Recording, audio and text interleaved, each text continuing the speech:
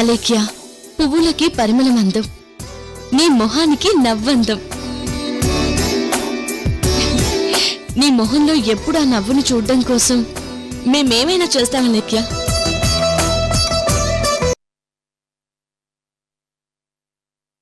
అసలేంట్రో ఇదంతా?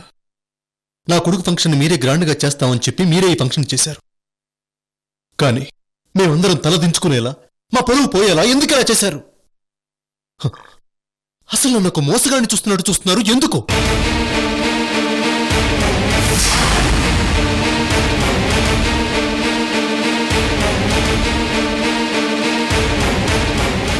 వీడు నీ కొడుకని మేము ఈ ఫంక్షన్ చేయలేదు. మా అలేఖ్య వదిన కొడుకని మేము ఈ ఫంక్షన్ చేశాం.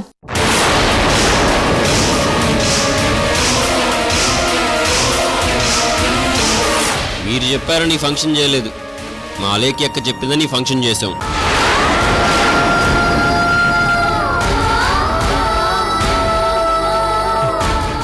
అసలు ఏమైంది మీ ఇద్దరికి? ఎందుకు ఇలా బిహేవ్ చేస్తున్నారు? ఆ రాక్షసి మన కుటుంబానికి చేసిన మోసాలన్నీ మర్చిపోయారా? ఏ నువ్వు చేయలేదా మోసాలు?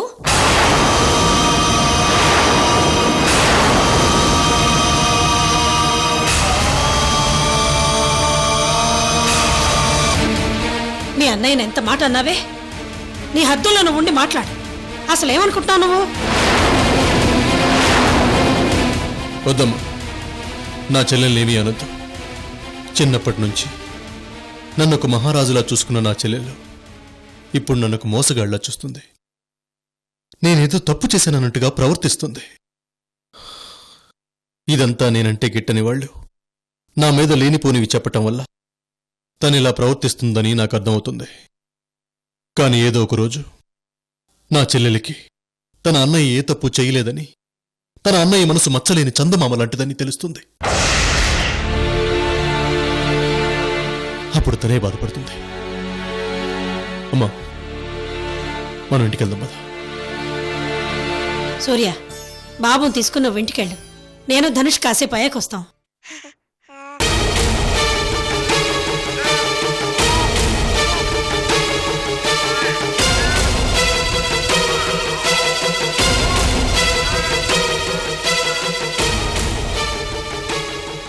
మీ అన్నయ్య నీకు మోసగాళ్లా కనిపిస్తున్నాడా? అసలు ఆ మాట అనడానికి నీకు నోరేలా వచ్చిందే? నీ చిన్నప్పుడు చాలా సంవత్సరాల వరకు నేనెత్తుకుని పెంచాడే మీ అన్నయ్య. నువ్వు నడిస్తే నీ పాదాలు ఎక్కడ కందిపోతాయోనని తల్లడిల్లిపోయేవాడే. అలాంటి అన్నయ్యనా నువ్వు ఇన్ని మాటలు అన్నది?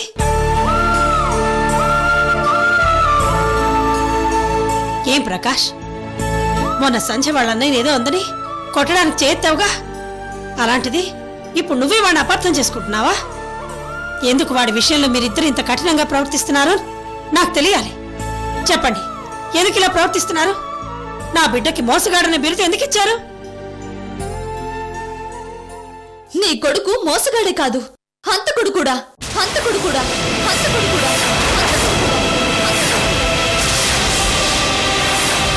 అవునత్తయ్య, మీ కొడుకు మీరు అనుకునేంత మంచివాడేం కాదు. ఆ విషయం మాకు తెలుసు కాబట్టే అలా ప్రవర్తిస్తున్నాం.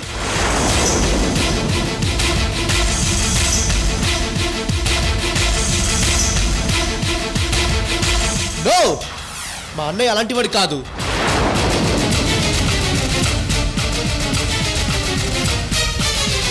అవును, నా బిడ్డ అలాంటి వాడు కాదు. నేను నమ్మను. మా మాటలు మీరు నమ్మకపోతే మేము చూపించే నిజాన్ని చూసైనా నమ్మండి.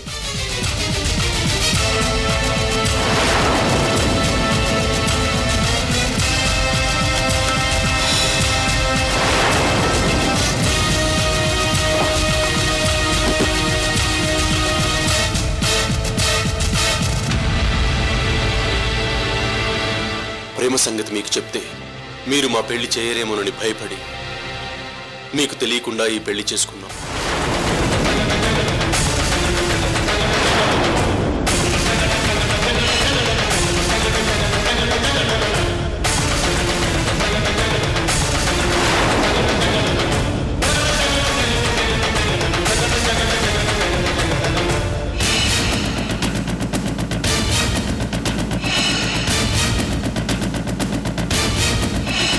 అన్నయ్య ఎలాంటివాడో ఇప్పటికైనా నమ్ముతారా?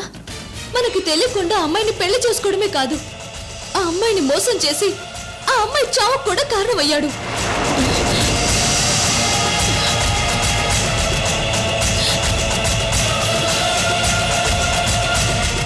అన్నయ్య విషయంలో మేమెందుకు ఇలా ప్రవర్తిస్తున్నామో ఇప్పుడు అర్థమైంది కదా.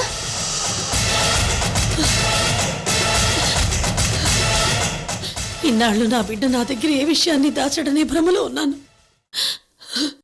కానీ ఇలాంటి నమ్మలేని నిజాన్ని దాచి నన్ను మోసం చేశాడు. నేను వాడి మీద పెట్టుకున్న నమ్మకాన్ని వమ్ము చేశాడు. నా బిడ్డ ఇంత పని చేశాడా? ఇలాంటి దుర్మార్గుడా?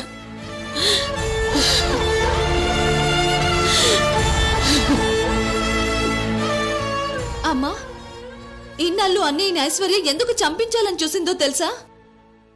తన ప్రాణ స్నేహితురాలు చావుకి అన్నయ్య కారణం కాబట్టి.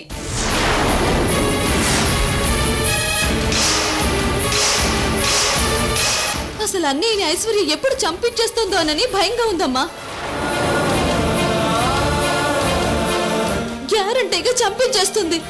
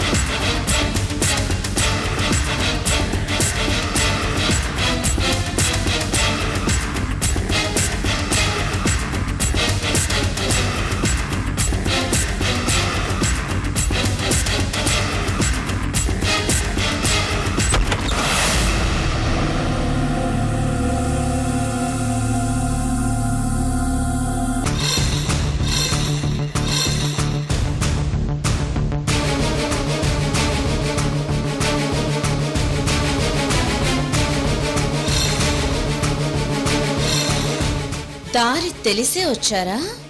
దారి తప్పొచ్చారా? దారి తప్పిన కొడుకు కోసం దారి వెతుక్కుంటూ వచ్చానమ్మా.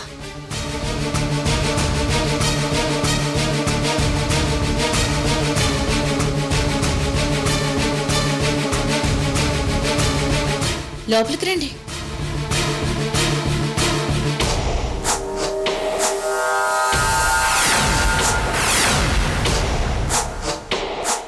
కూర్చోండి. సైదాబీ, అమ్మగారు, కాఫీ తీసుకుంటారా, టీ తీసుకుంటారా? ఏం వద్దమ్మా. అసలే వర్షాకాలం, బయట చాలా చల్లగా ఉంది. వేడివేడిగా ఏమైనా తీసుకోండి. మాకేం వద్దైశ్వర్య.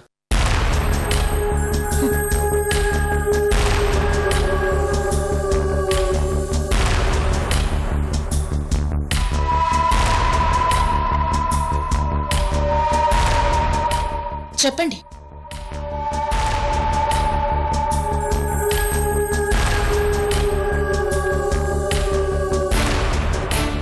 హరిత హయ హరిత పరికర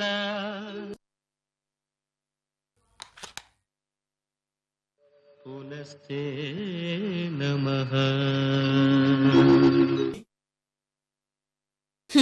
ఈటీవీలో ఎన్టీఆర్ దానవీర సూరకర్ణ సినిమా వస్తోంది. ఈ సీన్ చాలా బాగుంటుంది.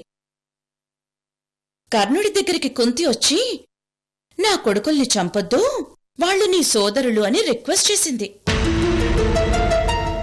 కన్నబిడ్డ ముందు కొంగు పట్టి యాచించడానికి వచ్చాను. పుత్ర భిక్ష పెట్టు.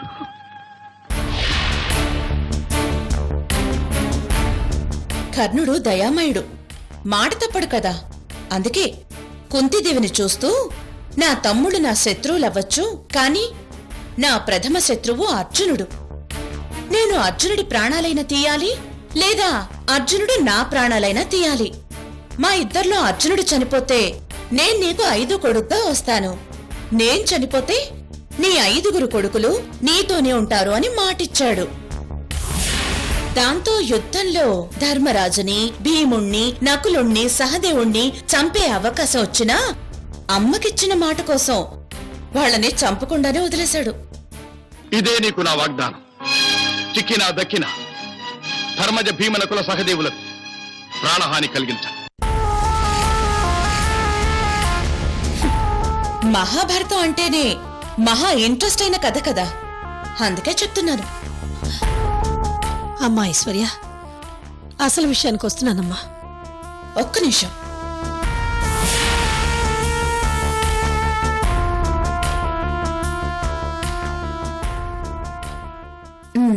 ఇప్పుడు చెప్పండి. మా సూర్య అలేఖ్య కంటే ముందు ఒక అమ్మాయిని పెళ్లి చేసుకుని అలేఖ్యతో పాటు మమ్మల్ని అందరినీ మోసం చేశాడు. తన శరీరంలో ఒక భాగం అనుకున్న మా కుటుంబాన్ని తూట్లు పొడిచాడు. ఈ విషయం సంజయ్ మాకు చెప్పగానే మాకేం చేయాలో తోచలేదమ్మా. చూడండి జయంతి గారు, మీ అబ్బాయి ఒక అమ్మాయిని పెళ్లి చేసుకుని తర్వాత అలేఖ్యని పెళ్లి చేసుకున్నాడంటే అది ఒక నేరం. కాని చేసుకున్న అమ్మాయి చావుకి కారణమయ్యాడంటే అది క్షమించరాని నేరం. అందుకే మీ అబ్బాయికి నేనెప్పుడో మరణశిక్ష వేశాను.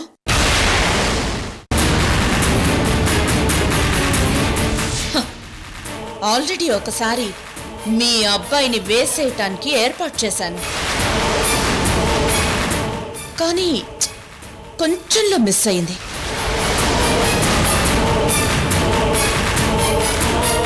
ఈసారి మాత్రం అస్సలు మిస్ కానివ్వను. ఖచ్చితంగా చచ్చిపోతాడు. అమ్మా ఐశ్వర్య, అంత పని చేయకమ్మా. మేమిక్కడికి వచ్చింది వాడిని ఆ శిక్ష నుంచి తప్పించడం కోసమేనమ్మా. వాడు దుర్మార్గుడే కావచ్చు, ఆడపిల్లల గొంతు కోసేవాడే కావచ్చు. వాడింత చెడ్డవాడైనా నా రక్తం పంచుకు పుట్టిన బిడ్డమ్మా. బిడ్డ మీద తల్లికి మమకారం ఉండదా?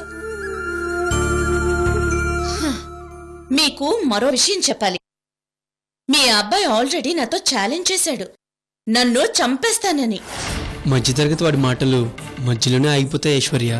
లేదు ధనుష్, మీ అన్నయ్య చాలా పెద్ద ప్రతిజ్ఞ చేశాడు, నా అంతు తేలుస్తానని. నేను దానికోసం ఎదురు చూస్తున్నాను. నా అంతు సూర్య తెలుస్తాడో, సూర్య అంతు నేను తెలుస్తానో చూద్దాం.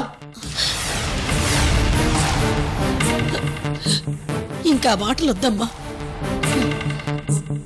చూడండి జయంతి గారు, అదిగో ఆ కథలో కర్ణుడేమన్నాడు?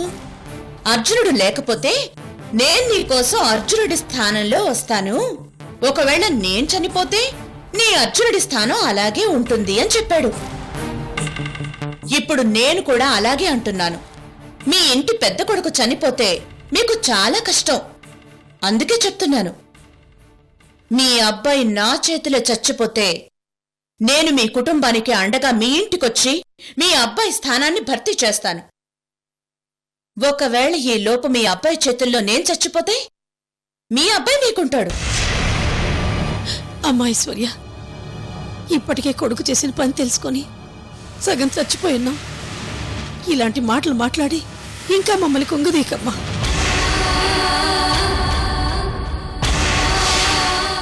ప్లీజ్ ఐశ్వర్య, మా అన్నయ్య ఎలాంటి వాడైనా కావచ్చు, కానీ మా విషయంలో ఒక మంచి అన్నయ్యగానే ఉన్నాడు. మా అందరినీ తన చేతుల మీద పెంచాడు. అలాంటి అన్నయ్య చనిపోతే మాకెంత బాధగా ఉంటుందో ఒక్కసారి ఆలోచించు. నువ్వు ఒకప్పుడు మాతో పాటు మా ఇంట్లో ఉండి మా అందరినీ చూసిన దానివి. మా ఎఫెక్షన్స్ ఏంటో నీకు బాగా తెలుసు. అన్నీ తెలిసి నువ్వు మా అన్నయ్యని ఇలా చేయాలనుకోవడం భావ్యం కాదు ఐశ్వర్య. ఓకే, నేను మీ అన్నయ్యని ఏమీ చేయను, మీ అన్నయ్య నన్నేమీ చేయడు. కానీ ఇప్పుడే వెళ్ళి ఈ విషయం అలేఖ్యకి చెప్తాను. నీకంటే ముందు నీ మొగుడు ఇంకో అమ్మాయి మెళ్ళో తాళి కట్టాడు అని చెప్తాను. ఆ తర్వాత అలేఖేం చేస్తుందో తనిష్టం.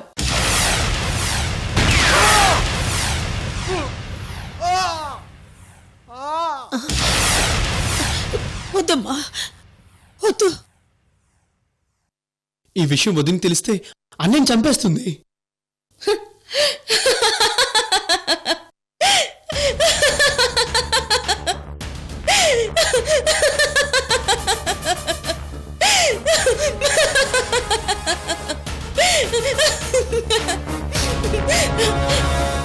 మా అలేఖ్య అంటే మీరెంత భయపడుతున్నారు?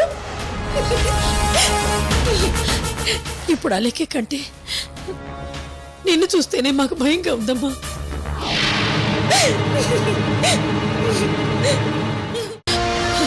మా అందరి జీవితాలు నీ చేతుల్లోనే ఉన్నాయమ్మా.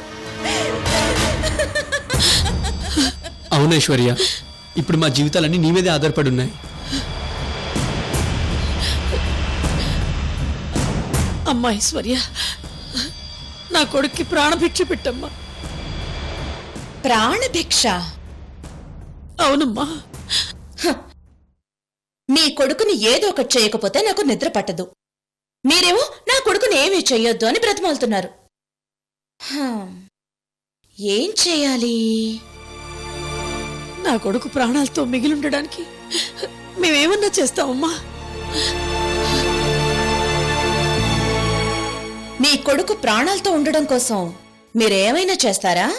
అవును, ఏమైనా చేస్తాం ఐశ్వర్య.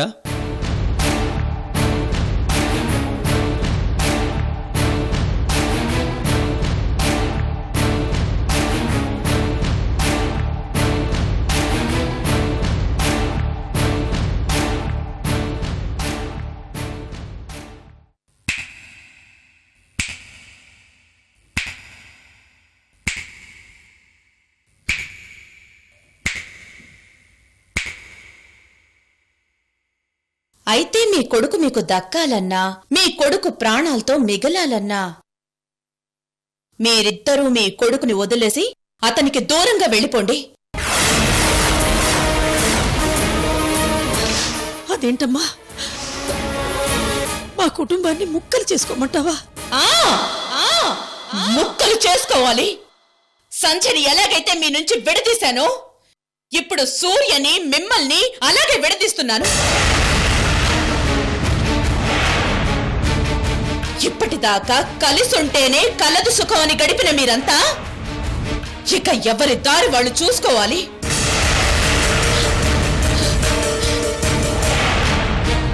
ఆ పని చేయలేం ఐశ్వర్య. మా అన్నయ్యని వదిలిపెట్టి మేము ఉండలేం. మీ అన్నయ్య మిమ్మల్ని వదిలిపెట్టి జైల్లో ఉన్నాడు తప్ప మీరెప్పుడూ అతన్ని వదిలిపెట్టి వెళ్ళలేదు. కానీ ఇప్పుడు మాత్రం మీరు ఖచ్చితంగా అతన్ని వదిలిపెట్టి వెళ్ళిపోవాల్సిందే.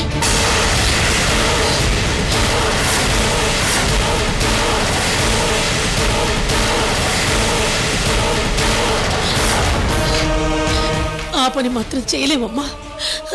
వాణ్ణి నా మనవణ్ణి వదిలిపెట్టి వెళ్ళలేమమ్మా. ఓ, అయితే మీ అబ్బాయిని వదిలిపెట్టి మీరు వెళ్ళరన్నమాట. సరే, అయితే మీరింటికెళ్ళండి. మీరింటికెళ్లే లోపల మీ అబ్బాయి శవమై ఉంటాడు. ఖచ్చితంగా చంపేస్తాను. ఇందులో రెండో మాటే లేదు. వెళ్ళండి.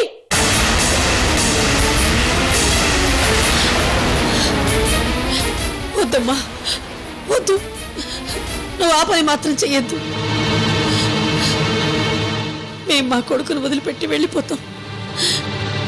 మళ్ళీ మీ కొడుక్కి మీరు కనబడకూడదు. అలా కనబడితే మీకు మీ కొడుకు కనబడడు.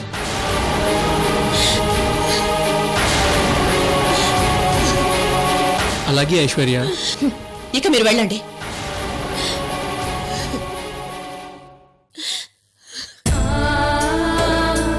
రామ్మా.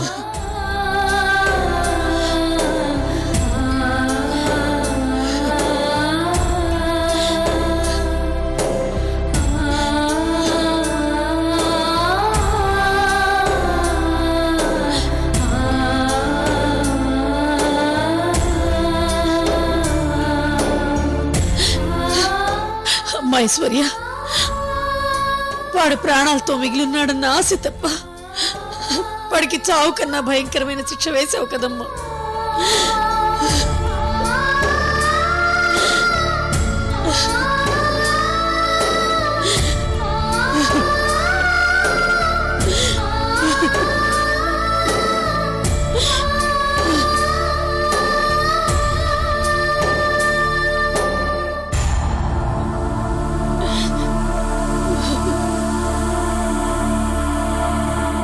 ఒరే సూర్య, ఎంతమంది ఆడవాళ్ల జీవితాల్లో నిప్పులు పోస్తావురా? అందుకే ఇప్పుడు నీ కుటుంబంలో నేను నిప్పులు పోశాను. నీ కుటుంబం అంతా ముక్కలు ముక్కలైపోవాలి.